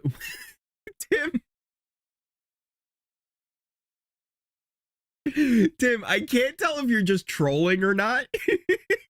But no, that's not the way we say it. I'm not trying to say women are better at lying. You're twisting my words. You're twisting my words now, and I don't know if I appreciate it.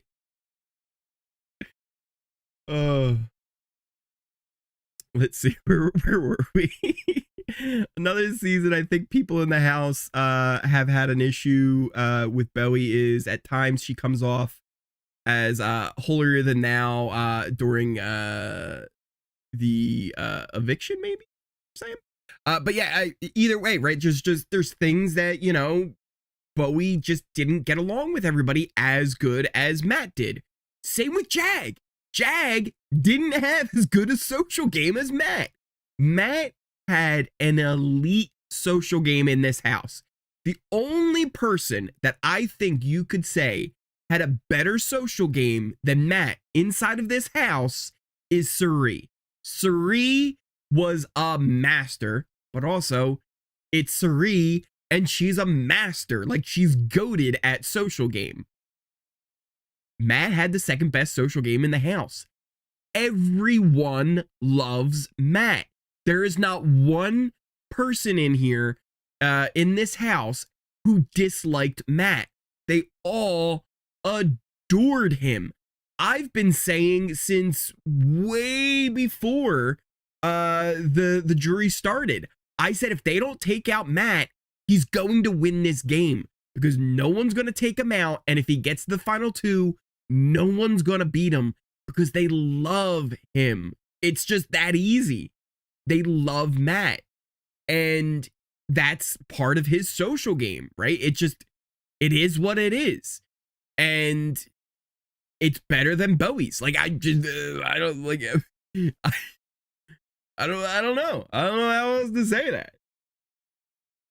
Let's see, where were we at? Matt is a sweetheart. Once Jag didn't cut Matt, he lost. And I'm with you, right? Like, I think the only way Jag wins at this point, if it's Jag and Bowie, I think Matt beats everyone in the final two. Right. First name, you're right with that too. Cirie should have been targeted week 1, week 2. But her social game is so good. It's so good. Matt is just naturally likable. He doesn't have to work at it. That's true too, right? Like, he is just a naturally likable person. But also, that's Big Brother, right? Like, there are these people that have these X factors. Cirie is also just a naturally likable person. Like, as much as like she's very skilled at what she does, she just has a natural ability to do it. It's not like she's working harder. She just knows how to do it and can do it good. Like, there are these people who have these X factors to them. Cody had it. Xavier had it. Dan even has it, right? Like, Dan, other than his strategic ability, Will, other than like his ability to see how the game was working and going, oh yeah, I don't want to be the HoH, I just want to throw it. Other than that, they just have this natural X factor to them. And I'm sure each and every one of you know someone in your life, a friend, a family member, a coworker, who's just charismatic, who just has this thing about them that everybody wants to be their friend. Everybody wants to have a conversation with them. Everybody just loves them for like no reason at all. It's just because they are who they are. And like, that is a big thing in Big Brother. Now, one thing I gotta point out is a lot of the people I just named are men, but I did have people like Cirie in there. Who else could fall into that category? Personally, I think Danielle Reyes has a thing like that where just naturally you kind of want to like her. And I think people had that about her until they saw the devil horn things. And then they were like, whoa, whoa, whoa. Let's see, who else might be somebody you could put in that kind of category. I don't know. It's tough. I don't think we've seen Jordan. You know what, Jordan? I think I could give Jordan that. That's a good call, actually. Jordan does have that kind of just natural, like, yeah, who doesn't like Jordan? Right? Like, you might not like her for things she did or said or whatever, but just if you met Jordan without any other context and you just met her without knowing who she was, you would kind of like instantly have like, yeah, like I want to know more about you. I want to talk more to you. She's got that just likable thing. Ian's got that as well. Yeah. Claire a little bit too, I think. Not as much, but I think Claire's got that a bit. I think even DX had that. I think Derek had that a bit too, where it's just like, you just kind of want to talk to him, you know? Christmas, well, Morrow, I don't know about that one. I don't know. Casey, I think, has that. Yeah. Tyler definitely had. Tyler's got that X factor to him. But yeah, there's just these people that have this charisma to them that just kind of oozes out of them, right? Like, and it's not as much of a control thing. I don't know if Steve had that. I don't know. I maybe not. You guys might like Steve. I don't know. Steve didn't have it for me. Steve didn't have that for me. But maybe for you guys he did. And that's the other thing on it too. Not everyone's going to see it the same. There's people that have it more with like the general, like people will have a stronger connection, but there's others where like you're just going to have that with them more on your personal end too. And that's a factor. Gina Marie, I don't know about Gina Marie. I don't know. Dank, you notice how literally the second person I mentioned was Xavier? Dank, I think, here's the thing, Dank. I think you have this focus on, you want to see bad things. Like, you want to see the worst in people. And maybe that's a problem that you need to think about. Because literally the second person I said had this was Xavier. Literally the second person I mentioned. Literally. So I'm just saying, Dank, listen, you maybe need to try and think things less negatively and try and open up a little bit more. 1 out of like 10 ain't shit. Dank, I'm not disagreeing with you. I even called that out. But to say like, oh, they're all white. Literally the second person I mentioned. It's literally the second one. I mean, Dank is a Cowboys fan. You might be right. I think Dank might be a Cowboys fan. There's a chance. Listen, Dank, I'm so thankful you're here and you're involved, but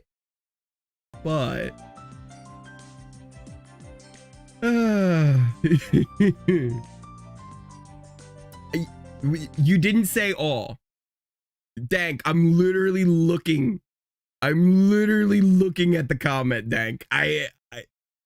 Dank, you can't gaslight. I'm literally looking at, notice how it's literally all white men and you got a shrug emoji.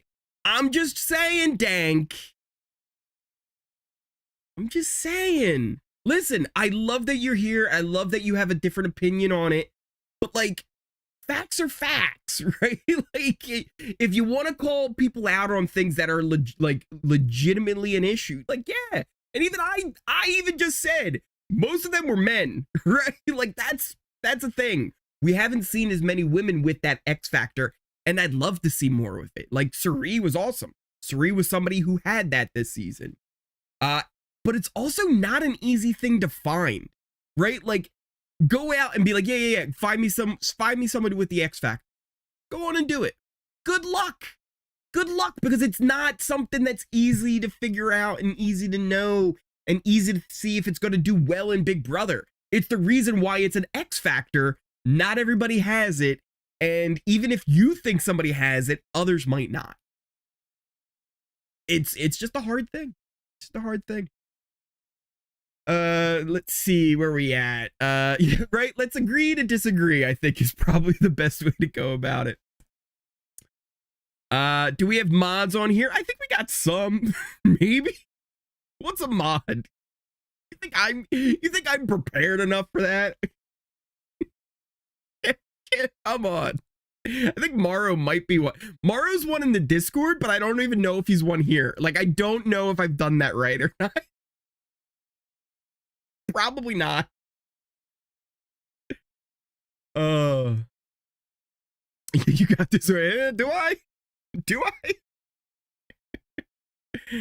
I? Feeds last night. So Linda, yeah, there were no feeds last night until very early this morning. It wasn't until like 6 a.m. East Coast time that they came back. And then it wasn't until almost like 7 when we finally found out who won HoH. Or the first part of the HoH. But yeah, it was a long night. Who's the Native American on Big Brother? The last Native American on Big Brother. Oh, that's a good question, actually. That's a really good question. Mark, I don't know. And honestly, it kind of sucks that I don't know. It honestly, like, that kind of does suck. Like on BB Can, I can name many. You had Kiefer, who not only was well, he was an indigenous in Canada, not Native American, not American. But you had Kiefer. What was his name? Josh on the season after that. I think it was the season after that. And that was really cool because Josh showed off like one of the rituals they do with like the smokes and the feather and stuff, and that was really cool. Santina, I believe, was indigenous on BB Can. So there's been a lot on BB Can, not on BBUS that I can really remember. Gosh, and you know what? Like, this is a sad part too. The one that I kind of remember, like, you guys wouldn't think he is Native American because he doesn't come off as Native American. I just know he is part Native American. He was the guy on BB15. Dark hair, like big guy, chiseled jaw, kind of looked like Randy Orton. Like, that's the best. I forget his name, but he kind of looked like Randy Orton. And I think he was like part Native American or something like that. But otherwise, I don't know. Smokey, I'm sure they apply. They have to, right? Like, you just statistically wise, like, I don't think there's not anyone who's applying, right? It's a thing where diversity has been getting better over the years. There's plenty of steps we need to do to make sure it's better. Jag, it was a great. We never had someone like Jag on the show before, and it was 25 seasons until we finally had a Sikh on the show. Like, that's a long time, right? So we're still doing it. We're still getting to a better place. We need more representation, 100%, from all different communities, and that's why, just in general, the more diverse the cast, the better. With age diversity, different backgrounds from all around the country. Like, I want more of that, because that's how you get more conflict and different viewpoints and just more fun, dynamic gameplay in general. Jeremy Maguire, yes. El Claire, I might be wrong on that too. I'm fairly certain he's got Native American ancestors. Fairly. I might be wrong on there, making it up, but I'm pretty sure he mentioned that before. I'm pretty sure. And that is also kind of saying a thing where he, of all the people, is the one, like, I kind of remember. Like, there isn't anybody else. And, like, I'm pretty good at, like, memory as far as Big Brother stuff can go. Can anyone name anyone else? And that's sad. That's kind of sad. Oh, did Hannah Chata have it? Did she have Native American ancestors? Maybe. See, and that's the thing. Like, we might not even know. Like, there could be somebody, right? But we just never knew. But it's also like, I'd like to see someone on there that's like, oh yeah, like we know, right? Like, it's not like, oh, I have like, you know, a great grandmother who was Native American. Like, I'd like to see somebody who really represents it on there. You know? Let's see. It was nice seeing the older people play, age diverse. If they don't ask Brett back for a returnee season at some point, BB failed us. I liked Brett a lot too. Listen, Brett, you know, he's Brett, right? Like, you may think he's a little too much, and I agree. But he's fantastic on the show. Like, he's great. He brings value to a cast. Absolutely. I agree with you on that. Yeah. That was, yeah, he was good casting. He was good casting. Let's see. Just curious. Your frequent Indian casinos don't make you. No, I don't think that works, Mark. No. Not on my daughter's birthday. Not on my daughter's birthday. What a great iconic moment. Ugh.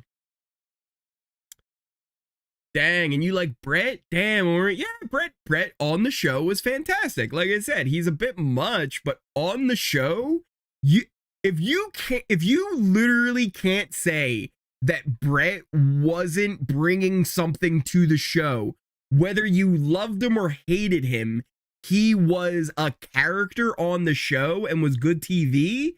If you can't say that, I don't know what to tell you.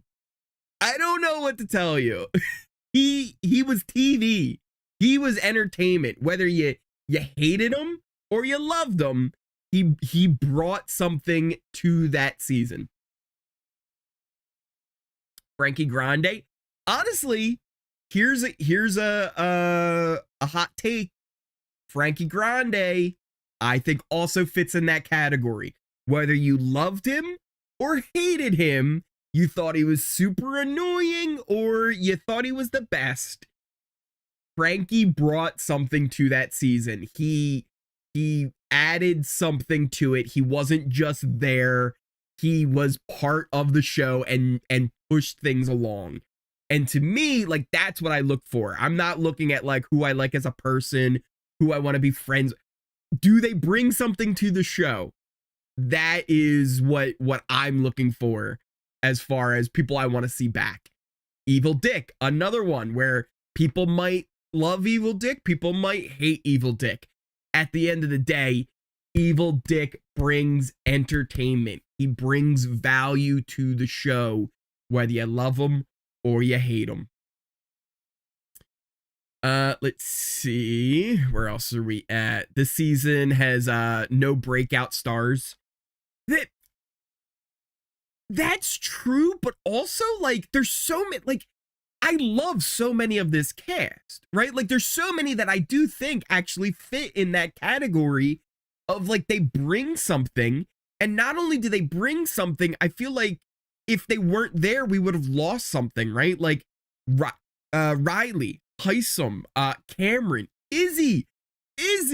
Oh, if we didn't have Izzy on this season, I couldn't imagine. Red, even Jared. If Jared wasn't on the season, it's not the same season, right? Like, love or hate Jared, he brought something to the season, and what he brought was conflict with his own mother, and that was fascinating to watch. Felicia, she brought something to the season, whether you loved or hated her. I think there's tons of people like this where, like, you don't have to like them as a person, but yeah, you can at least acknowledge that they bring something special. They bring something of value. So yeah. Didn't Hannah have Native American in her too? Laura, yeah, somebody had said that, and I didn't know that. If she does and does, that's awesome. But also, that kind of says something too, where it's like, I didn't know that, right? And like, I'd like to see someone who fully like represents it, and like, it's like, oh yeah, we know, right? Like, it's not like it's like a hidden fact, right? That it's like, oh, we find it out. There's no one that you can go, oh yeah, like they represented that community, and that kind of stinks, right? That, oh, from India. So she's not. Yeah, then she's not. See? And that takes us back to like, who is, right? Who has been? Have we ever actually even had one? I honestly can't think of someone. And that kind of stinks. That does kind of stink. This was the cleanest season I've ever seen. Beds made, dishes washed. They were a little bit cleaner than most seasons. But I will say it wasn't the cast itself doing it. It was only certain people doing the cleaning. Yeah, Kara. Jeremy, I think, might be the last one. And again, like I kind of said, like Jeremy, like he's not someone that you would immediately go, oh yeah, he is Native American. He doesn't necessarily look like he was only what, like half, or like it was his grandmother or something like that. Like it's not like we had like someone who was like fully like, I am Native American coming on the show, who's like a clear representation of that community. And also it's been what, 10 years? 10 years since Jeremy's been on, and that's the last one we can remember? Like, that seems like it's been a really long time. It feels like maybe we should fix that. Right? The most Rob player hot take, Parker from BB9. You know what? You got a point. You got a point. I can't really argue there. You got a bit of a point. They need to have a veto where you mess up the house. Yes. Oh, I love hide and go veto. They need to bring that back 100%. 100%. I've been on Jag since the beginning. I don't know. He was going to be a comp beast too. Wow. I just want him to win. If it's him and Matt, they're going to pick Matt because of everything he's overcome in the game. I'm kind of with you. And I thought Jag in the beginning of the game, he was kind of a lost puppy. He was just too trustworthy and gullible, but eventually he kind of figured things out and started playing the game better. He won competitions he needed to. And yeah, I think he's played very well for himself. I think he should be proud at the end of the day. Oops, sorry, joined late, so missed the whole conversation. Kara, don't worry about it. You're good. You're good. No worries. No worries. Let's see. She made a statement, Ori, not how dare you be fair. Wait, who was that? What happened? What did I do? What did I do? I'm sorry. Whatever I did, I'm sorry. Is Will confirmed for the roundtable? No. No, not that I know of, but a lot of times it's Will. Who did they do last year?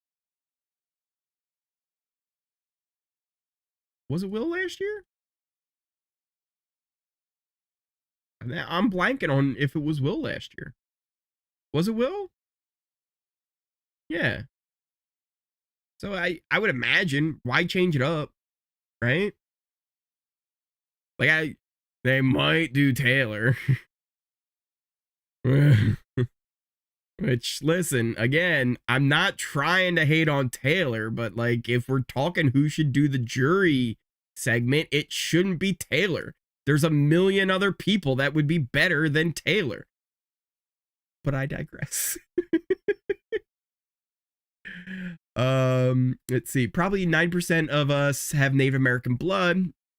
I'm all for being diverse, but maybe they didn't apply or audition, which maybe, right? I find that kind of hard to believe that there wouldn't be at least someone who was good for the show that didn't audition. That would be a really good representation for the Native American community. But yeah, who knows? Who knows? It does feel weird that like I can't name like one that like is like, oh, clearly, you know, and that kind of stinks.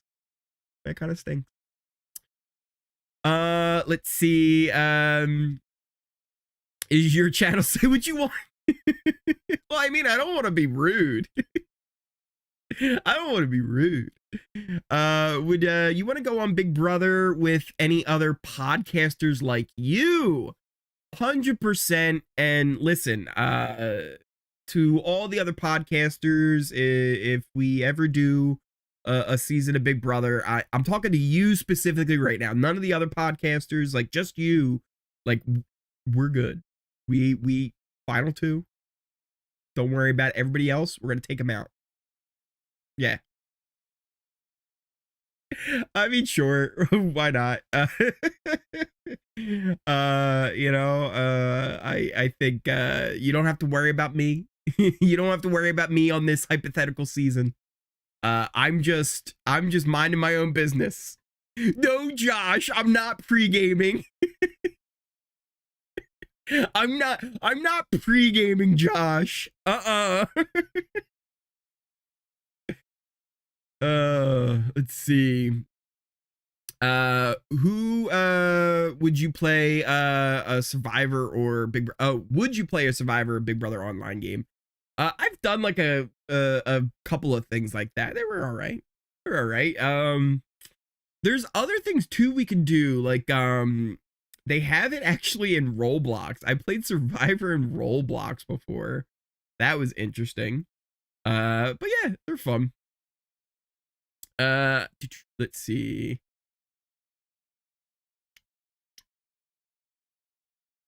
Where are we? We have to take out Taryn first, 100%. I think this is the first year for free 24/7 live feeds. Enjoyed watching Blue cook, America's frantic superfan energy, Clueless Jared, Izzy's obsession with Cirie, Felicia's take on the kids. 100%, Donna. There was a lot of really fun stuff on the feeds. And yeah, this was the first year, I think, with just full 24/7 feeds on Pluto that you could watch, which was kind of nice. I liked that they had that option for people. We love watching your streams and videos. You're very knowledgeable about the game. I'm just a goofy dude who likes talking about Big Brother on the internet. Let's see where we at. Ori couldn't go on BB. They don't let you wear sports team apparel.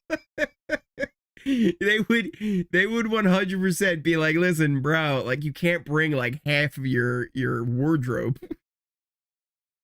Like half of like my relaxing like around the house clothes where it's just like, oh, like, you know, sweatpants or a sweatshirt, like it's an Eagles thing.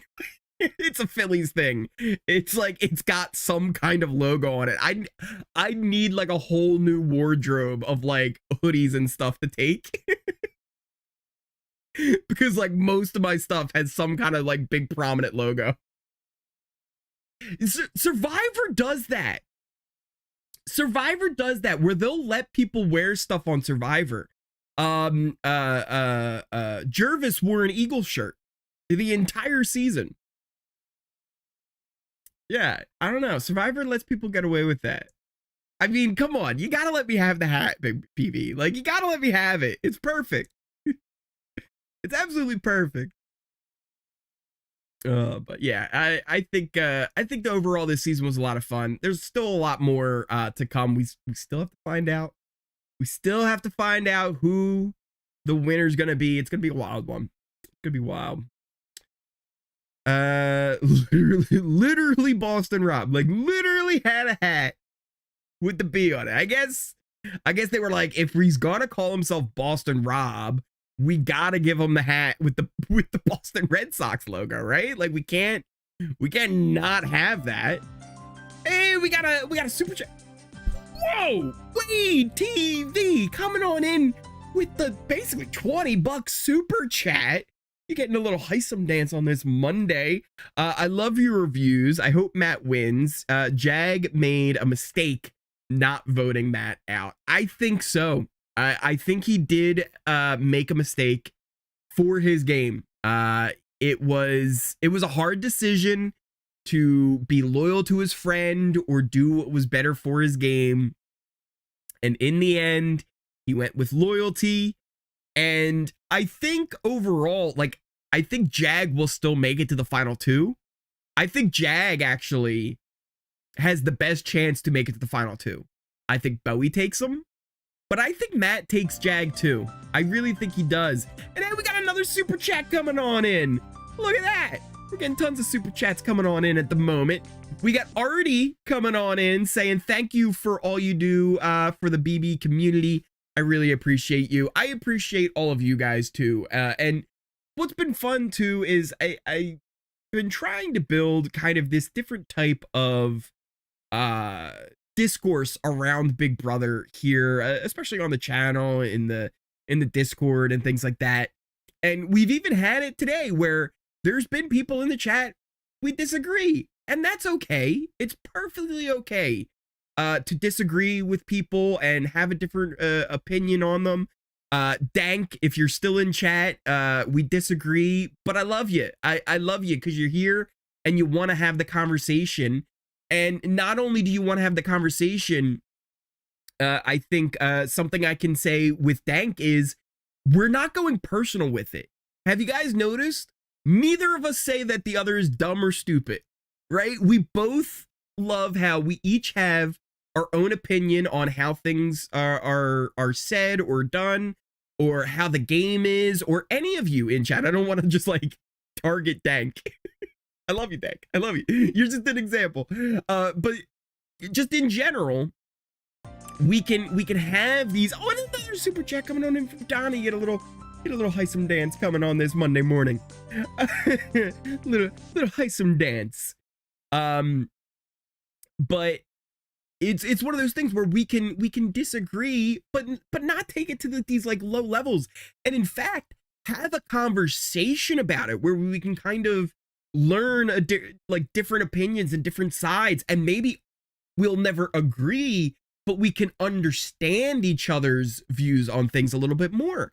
And I think that's all something that we need to do more of, especially with these shows that we love, because if we keep going to like the toxic kind of conversations where we take these low blows at each other or the house guests, we're going to eventually lose the show we love. BB Cannon has already been like, you know what? You guys broke your toy and you don't get live feeds anymore. And I don't want to see that happen with Big Brother US. I want to see, positive discussion where, hey, even if there's things you don't like or you don't like that a house guest is doing, we can look at it, more with a different lens where we don't have to say like, this person's terrible.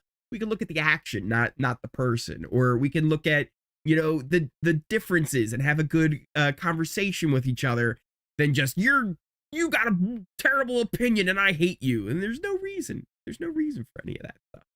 We can all be friends, because at the end of the day, here's the other thing. Another great example. Listen, I'm an Eagles fan, Cowboys fan. Hey, what do we got here? We got a new member coming on in. Oh, look at that. Look at that. We got Robbie was gifted a membership by Morrow. Morrow hooking up Robbie with a membership. Amazing. Just amazing. Thank you so much, Morrow. Robbie, good for you. I didn't even know you could do that. I didn't know you could do that, to be honest. Didn't know you could do that.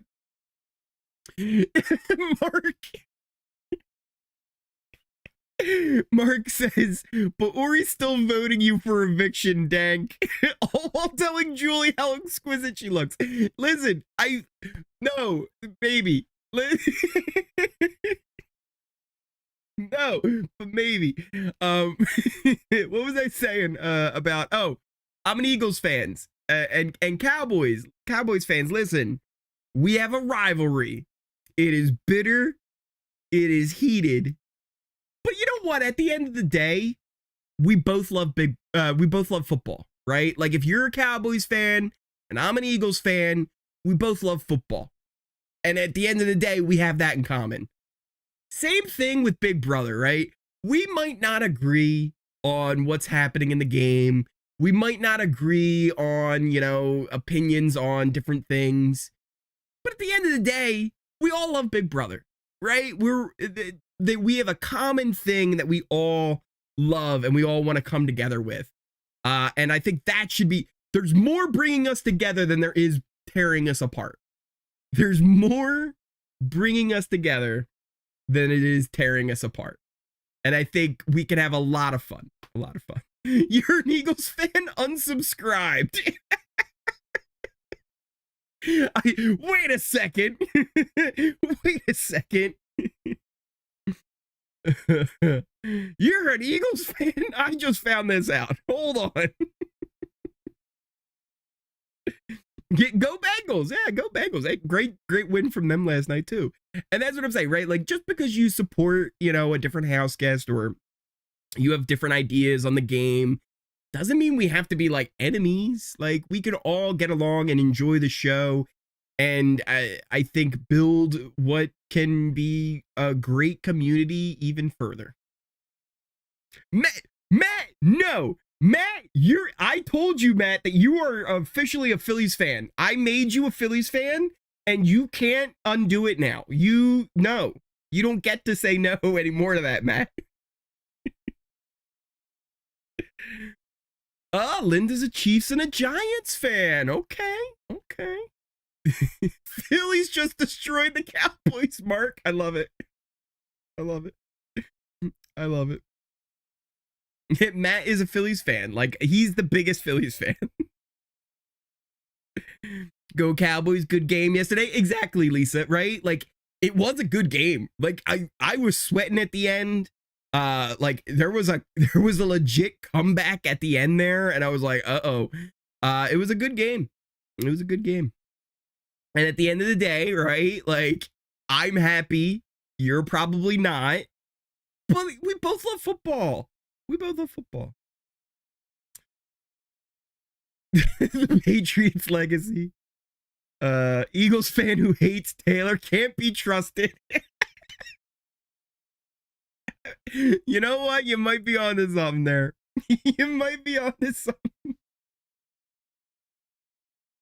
All right, guys, I will say this. My coffee's cold. I think if that is not a sign that we should probably call it a morning, that should be it. But I just got to say, thank you guys so much for hanging out here.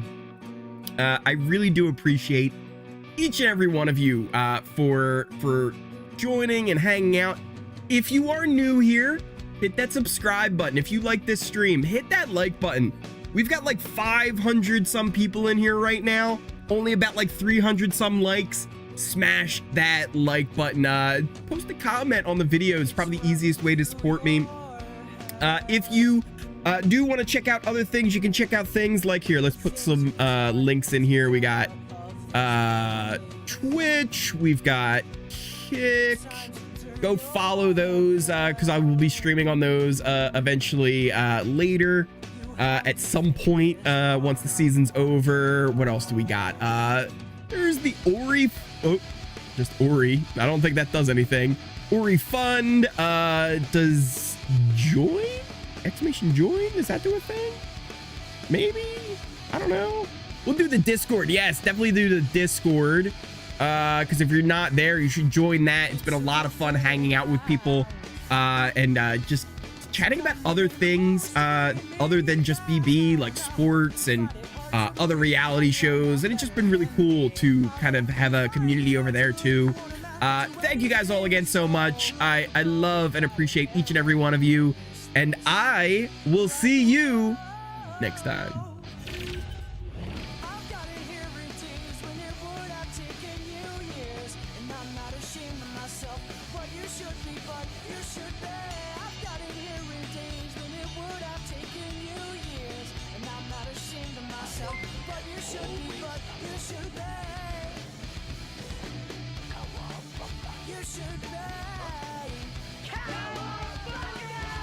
What was that? Thank you. Goodbye, everybody. But thank you for the anonymous tip to the Ory Fund. I appreciate it. You're awesome. I love you guys. Goodbye.